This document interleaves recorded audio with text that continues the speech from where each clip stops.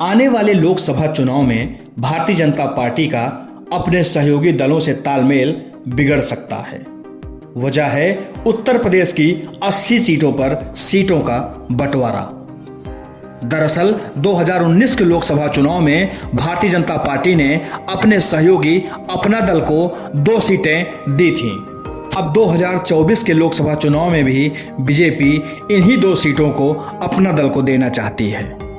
सूत्रों की माने तो भाजपा ने उत्तर प्रदेश के लिए सीटों के बंटवारे का गणित सेट कर लिया है।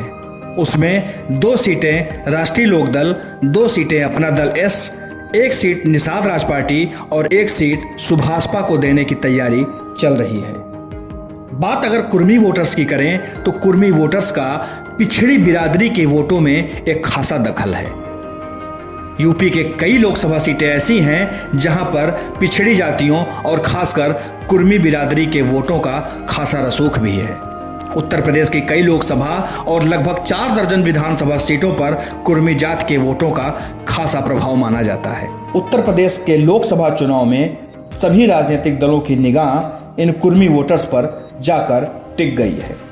उत्तर प्रदेश में कुर्मी वोटर्स के बड़े नेता माने जाने वाले डॉक्टर सोनेलाल पटेल का परिवार भी इन दिनों बिखर गया है।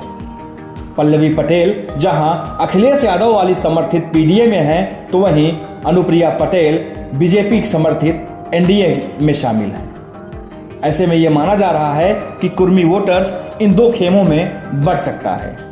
लेकिन हाल ही में हुए राज्यसभा चुनाव में पल्लवी पटेल की नाराजगी को देखते हुए ये बात भी कही जा सकती है कि कुर्मी वोटर्स ऊहापोह की स्थिति में हैं कि आखिर वो जाएं तो जाएं कहां।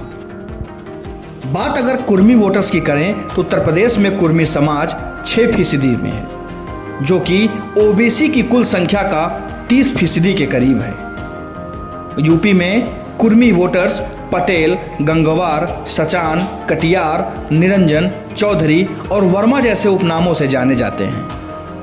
रुहेलखंड में इन्हें कुर्मी, गंगवार और वर्मा तथा कानपुर बुंदेलखंड क्षेत्र में कुर्मी, पटेल, कटियार, निरंजन और सचान कहा जाता है। अवध और पश्चिमी यूपी क्षेत्र में कुर्मी समाज के लोग वर्मा, चौधरी और पटेल के नाम से जाने जाते हैं।